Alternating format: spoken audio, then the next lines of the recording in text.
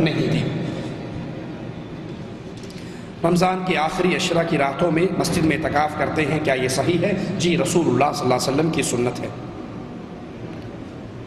شرمگاہ کو چھونے سے وضو ٹوٹ جاتا ہے؟ ہاں جی، اگر انسان باتھ روم میں ہے، نہا رہا ہے اور اس کا ہاتھ بغیر کسی آڑ کے، بغیر کسی کپڑے کے ڈائریکٹ شرمگاہوں کو لگ جاتا ہے تو اس سے اس کا وضو ٹوٹ جاتا ہے، واللہ اعلم۔ کلام پاک کی آیات کو تعویذ بنا کر گلے میں ڈالنا، بازو پر باندھنا جائز ہے یا نہیں، اور اس پر بھروسہ کرنا صحیح ہے یا غلط؟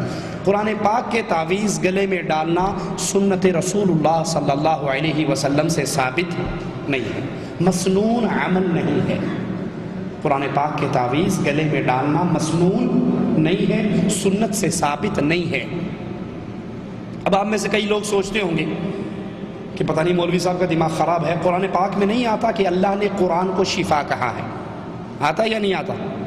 قرآن شفا ہے نا، تو جب قرآن شفا ہے تو گلے میں ڈال لو تو کیا حرج ہے؟ ہمارے ہاں زیادہ بحث کیا حرج کی رہتی ہے، کیا حرج ہے؟ یہ بھی تو دین ہی ہے نا، اللہ کا نام ہی تو ڈالا ہے، فاتحہ ہی تو لکھی ہے۔ میں کہتا ہوں جس قرآن میں قرآن کو شفا کہا ہے، اسی قرآن میں اللہ نے شہد کو بھی شفا کہا ہے۔ شہد شفا ہے یا نہیں؟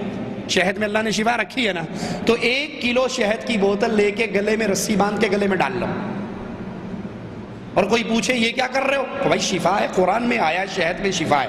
وہ کہے گا دماغ خراب ہے تمہارا، اس کو کھانے سے شفا ہے، بوتل گلے میں لٹکانے سے شفا نہیں ہے۔ تو ہم کہیں گے بھائی قرآن پڑھنے سے شفا ہے۔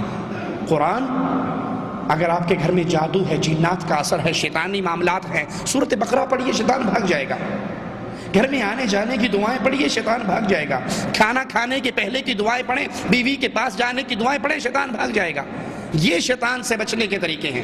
اور تعویذ گلے میں لٹکانا قرآن کی آیات کا، اس میں ایک اور خرابی یہ ہے، جب باتھ روم میں جاؤ تو قرآن ساتھ لے جا سکتے ہو؟ جی نہیں لے جا سکتے، تو گلے میں جو لگا ہوا ہے یہ تو ساتھ جاتا ہے نا۔ جب جنبی حالت میں ہو قرآن پکڑ سکتے ہو، تو جب یہ گلے میں لٹکا ہوا یہ تو ساتھ رہتا ہے نا۔ اس لیے قرآن اس کام کے لیے نہیں آیا۔